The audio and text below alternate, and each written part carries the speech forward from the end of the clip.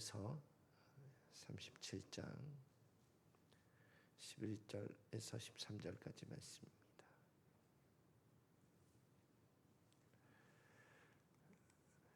함께 한 목소리로 합독하시겠습니다. 시작.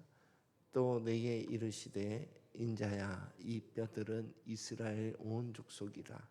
그들이 이르기를 우리의 뼈들이 말랐고 우리의 소망이 없어졌으니 우리는 다 멸절되었다 하느니라.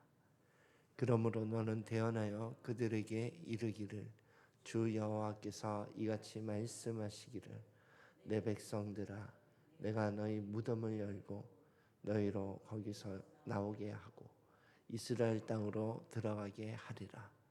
내 백성들아, 내가 너희 무덤을 열고 너희로 거기에서 나오게 한즉 너희는 내가 여호와인 줄 알리라. 아멘. 오늘은 에스겔의 마른 뼈 환상이라는 제목으로 함께 말씀을 나누고자 합니다. 에스겔의 시대 상황은 포로 시대입니다. 그러니까 남유다 왕국이 그 이스라엘 땅에서는 계속 침공을 받으면서 망해가고 있고, 그리고 포로로 끌려와서 또 바벨론에는 포로 공동체가 있고, 그런 상황에서 지금 에스겔 선지자가 활동을 하고 있습니다. 그리고 1차 포로 때는 다니엘이 이제 왕족과 함께 여호야김 시대, 여호야김은 여호아하스를 이제 애굽이 세웠는데 왕으로 바벨론이 1차 침공 때에 네가 뭐냐 그래서 여호아하스를 폐위시키고, 그리고 여호야김을 이제 왕으로 세워놓고, 그리고 정치 포로로 왕족들을 이제 포로로 잡아간 게 1차 포로 때이거든요.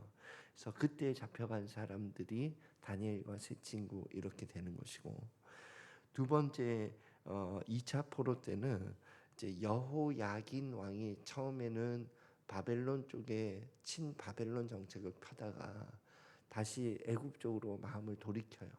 그래서 바벨론에서 이제 대대적으로 침공을 해옵니다. 그래서 여호야긴 왕을 폐위시키고 포로로 잡아갈 때에, 그때 이스라엘의 대부분 사람들이 그러니까 뭐 기술공 또 뭐 학자 이런 뭐 대부분의 똑똑하다 하는 사람들은 2차 포로 때 다 잡혀간 거예요. 그때 잡혀온 선지자가 에스겔 선지자가 됩니다. 그래서 예루살렘에서는 예레미야 선지자가 활동하고, 그리고 바벨론 포로 공동체에서는 에스겔 선지자가 활동을 하고, 그런 시대 상황 가운데 있다 하는 것을 이해하시면 좋을 것 같습니다. 그리고 이제 두 번째 에스겔은 어떻게 예언 활동을 했냐면, 이제 에스겔서 1장에 이제 구체적으로 나와 있는데 여호야긴 왕이 포로로 잡혀온 지 5년째 되는 때에 그발 강가에서 에스겔 자신이 환상을 보기 시작했다. 그러면서 이제 하나님의 부름을 받아서 예언자로 활동을 하기 시작했는데, 뭐 기이한 행동 예언도 많이 했어요. 예를 들면 왼쪽으로 누워서 390일을 지내고, 또 오른쪽으로 누워서 40일을 지내면서 이스라엘이 이제 이렇게 멸망해서 이런 고통을 당할 거다 하는 것을 행동으로 당신 뭐 하고 있습니까? 이렇게 물어봤을 때에 이스라엘이 이와 같이 이제 고난을 당할 거다 하는 메시지를 전하기도 하고, 또 환상은 뭐 예를 들면 에스겔 머리 끝내기를 잡아서 올려가지고 하나 첨언하자면, 에스겔에서 이 인자야 할 때 인자는 오늘날로 말하면 이놈 야 임마 이런 뜻이에요. 야 임마, 인자야 하는 그 느낌이 그런 거예요.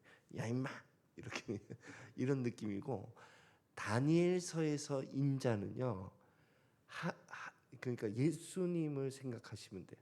하나님 같은데 사람이고 사람 같은데 하나님인 존재를 인자로 불렀어요. 그러니까 에스겔서의 인자와 다니엘서의 인자가 뜻이 다르다 하는 것을 좀 감안하고 읽으시면 도움이 되실 겁니다.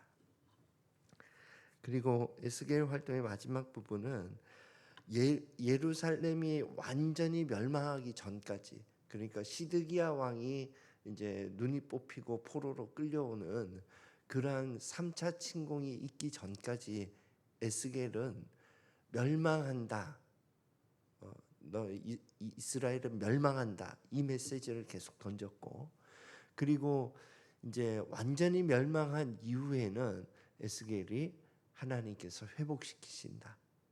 오늘 마른 뼈 환상처럼 다시 이곳에서 너희를 이스라엘 땅으로 돌아가게 하신다. 이런 예언을 많이 하게 됩니다. 그러면 오늘 말씀 보고 메시지 함께 나누겠습니다. 함께 읽겠습니다. 시작. 여호와께서 권능으로 내게 임재하시고 그의 영으로 나를 데리고 가서 골짜기 가운데 두셨는데 거기 뼈가 가득하더라.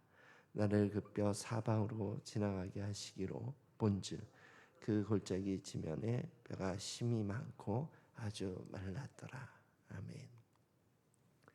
이 마른 뼈 환상은 뭐 여러 번 여러분도 메시지를 들었겠지만 이제 에스겔이 어느 골짜기로 하나님께서 데려가서 보니 골짜기 사방에 마른 뼈들이 가득한 거죠. 그런데 하나님께서 내 말씀을 대언해라 저 뼈들에게. 그래서 대언하니까 1차적으로는 뭐 살이 붙고 막 뼈가 막 일어서고 그래서 1차적으로는 사람의 형태로 회복이 됐어요. 그런데 회복되었는데 생명이 없는 거예요. 그래서 또 2차적으로 하나님께서 생기가 있도록 대언해라 이렇게 했더니 그 뼈들이 막 움직이면서 큰 군대가 되었다 하는 것이 환상의 내용이거든요. 그런데 이 내용을 요 환상 말미에 사실은 해석을 붙여놓고 계세요. 그 해석을 한번 읽어보겠습니다. 시작. 그러므로 너는 대언하여 그들에게 이르기를 주 여호와께서 이와 같이 말씀하시기를 내 백성들아 내가 너희 무덤을 열고 너희로 거기에서 나오게 하고 이스라엘 땅으로 들어가게 하리라. 그러니까 마른 뼈 환상에 대한 해석이 이 마른 뼈들은 지금 현재 초토화된 이스라엘 민족을 의미한다. 다 망하고 그리고 포로로 끌려와서 강가에서 비참하게 포로 공동체로 살고 있는 그 이스라엘 민족의 상황을 말한다. 그런데 살아난 뼈들은 회복된 이스라엘 공동체를 말하는 거예요. 그래서 하나님께서 무덤에서 이 바벨론 포로에서 나와서 이스라엘로 돌아가게 할 것이다 하는 것을 대언하는 거예요. 그러면서 이 일이 일어날 때 나 여호와가 이 세상의 진짜 왕이라는 것을 너희들이 목도하게 될 것이다. 그거예요. 그래서 이 마른 뼈 환상을 우리의 신앙의 삶에 어떻게 적용할까를 묵상하면서 세 가지를 좀 이렇게 좀 발견하게 되었는데, 첫 번째는 이 절망의 상황을 변화시키는 것은 하나님의 말씀이라는 거예요. 그러니까 에스겔이 말씀을 대언하자 그 마른 뼈들이 막 변화된 것처럼 오늘날도 우리의 상황 가운데 절망의 상황을 변화시키는 열쇠는 하나님의 말씀에 있고 그 말씀을 대언할 책임은 나에게 있다는 거예요. 그러니까 뭐 에스겔도 마찬가지고 당시에 이스라엘 공동체가 완전히 절망의 상황에 있다는 것, 그것은 누구나 알거든요. 그리고 그 절망의 상황이 바벨론 제국의 포로로 왔는데 거기서 다시 돌아간다? 이걸 상상할 수 있는 사람 아무도 없어요. 그런데 하나님이 그것을 대언하라 해서 그렇게 태어나잖아요. 예. 그러니까 오늘날도 우리의 상황을 보지 말고 하나님의 말씀을 자꾸 그 상황 가운데 뿌리라는 거예요. 그게 하나님의 오늘날 믿음의 성도들에게 요구하시는 것 같아요. 그래서 믿음의 말을 뿌려라. 사랑의 말을 뿌려라. 살리는 말을 뿌려라 하는 것이 마른 뼈 환상의 1차적으로 우리에게 주시는 메시지가 된다고 생각합니다. 그리고 이제 뭐 세 번째 적용이 뭐 같이 연결이 되니까 먼저 나누자면 그러니까 같은 내용인 것 같습니다. 아무튼 이 회복의 열쇠는 하나님의 말씀을 대언하는 것에 있다는 거예요. 그것을 꼭 기억하고 우리의 절망적인 상황 가운데 믿음의 말과 살리는 말을 꼭 하기를 원하고 계시는 것입니다. 그리고 이제 마른 뼈 환상의 두 번째는 마른 뼈들이 군대가 되었다 이런 표현을 하거든요. 구약의 선지서에는 이스라엘 민족을 여호와의 군대 이런 표현을 많이 써요. 예. 그래서 군대의 어떤 독특한 특징은 첫 번째는 사명 공동체라는 거예요. 군대는 그러니까 미션이 떨어지면 그것을 수행하는 공동체가 군대 공동체거든요. 그래서 사명이 회복된 군대 같은 공동체가 될 거다. 이스라엘 민족이. 그리고 두 번째는 이 그 사랑이 회복된 유기적인 연합체가 될 거라는 거예요. 신약 성경에도 교회 공동체를 몸에 많이 비유하거든요. 그래서 뭐 이렇게 뭐 손이 아프면 손만 아픈 게 아니지 않냐, 온 몸이 아프지 않냐.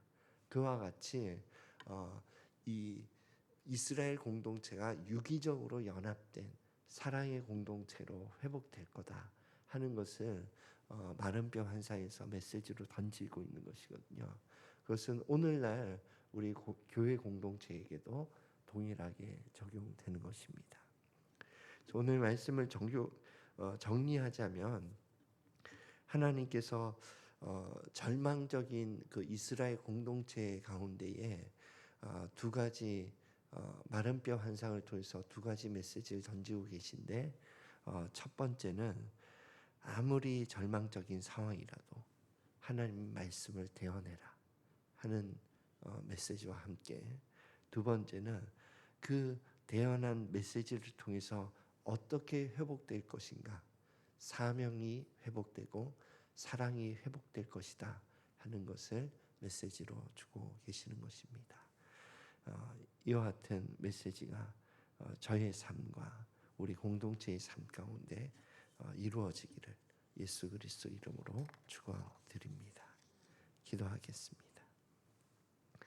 하나님 아버지, 에스겔을 통해서 주신 이 말씀이 우리 개인의 삶과 또 공동체 가운데에 살아 역사하시기를 기도드립니다. 우리의 개인의 삶과 공동체의 삶 가운데 사랑이 회복되고 또 사명이 회복되어서 하나님 보시기에 군대와 같은 그런 사명 공동체가 될 수 있도록 축복하여 주시옵소서. 감사드리며 예수 그리스도 이름으로 기도드립니다. 아멘.